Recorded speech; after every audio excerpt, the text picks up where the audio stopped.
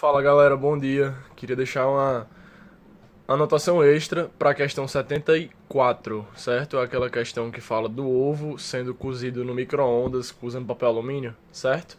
Se eu não me engano é 73, talvez, mas vocês que viram o vídeo vão entender. Pessoal, tem uma coisa muito importante que eu acho que eu não toquei na primeira abordagem da questão, que é a função da água, certo? Como é que você vai fazer esse processo de cozimento? Você pega uma bacia, enche de água, uma baciazinha de plástico, e coloca o ovo fechado no papel alumínio, tipo ovo de Páscoa, fechado no papel alumínio, dentro da bacia de água. E aí, dessa forma, o ovo vai estar fechado por uma gaiola de Faraday, certo? E a água no entorno vai estar recebendo todo o aquecimento, porque ela ainda vai estar suscetível às ondas que o micro-ondas libera, ela vai estar sofrendo ressonância, aumentando sua vibração, certo? Portanto, essa água vai sim aquecer o ovo, só que ela vai aquecer o ovo por ressonância, certo? Perdão, por condução. Somente o processo de condução de calor, molécula a molécula, dentro da água, irá aquecer o ovo. Esse ovo não recebe irradiação. Por quê? Porque a gaiola de Faraday, criada pelo papel alumínio, fecha, certo? Esse ovo. Beleza? Então, esse é o raciocínio passo a passo, fica assim, pra você entender essa questão. Muito interessante mesmo. Beleza? Questão top, bem prática.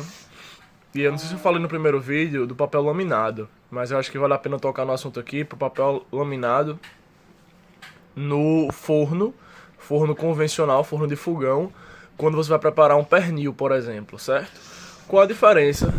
E tá aqui para ficar mais confortável. Qual a diferença entre um forno de fogão e um micro-ondas? O forno de micro-ondas, ele aquece seu alimento por irradiação, certo? Pelas ondas eletromagnéticas que ele libera na frequência de vibração da água, causando a ressonância. Ok. Então você usa muito pouco da condução no micro-ondas, porque basicamente você vai aquecer ele pela onda e não molécula a molécula, certo? Como é o caso da condução. Já no forno convencional de fogão, você tem uma chama, você tem o fogo ali. E o fogo vai aquecer molécula a molécula do ar que está inserido naquele forno de fogão, para assim aquecer o seu alimento. E é por essa razão que fazer uma lasanha da Sadia no micro-ondas é 15 minutos, fazer uma lasanha da Sadia no forno é 50. Porque esse processo de irradiação usado no forno micro-ondas é muito mais rápido do que a condução molécula a molécula, certo? E aí, quando você vai fazer um pernil no Natal, muita gente utiliza papel laminado com a parte refletora virada para um lado específico, que eu não vou falar, entregar aqui de primeira. E para que você usa esse papel laminado, certo? Recobrindo o seu pernil. E por que você tem que usar a parte refletora virada para o lado certo? Pessoal, como é um processo de aquecimento por condução, você vai aquecendo lentamente o pernil e à medida que ele se aquece, assim como qualquer outro corpo e molécula, ele vai emitir partículas, ondas, no espectro infravermelho, certo? De tamanho infravermelho. Então, o que vai acontecer? Você utiliza a parte refletora, entregar agora, e aí quem não tiver pensado ainda, pausa aí o vídeo, pensa uns 15 segundinhos, dá o play de novo.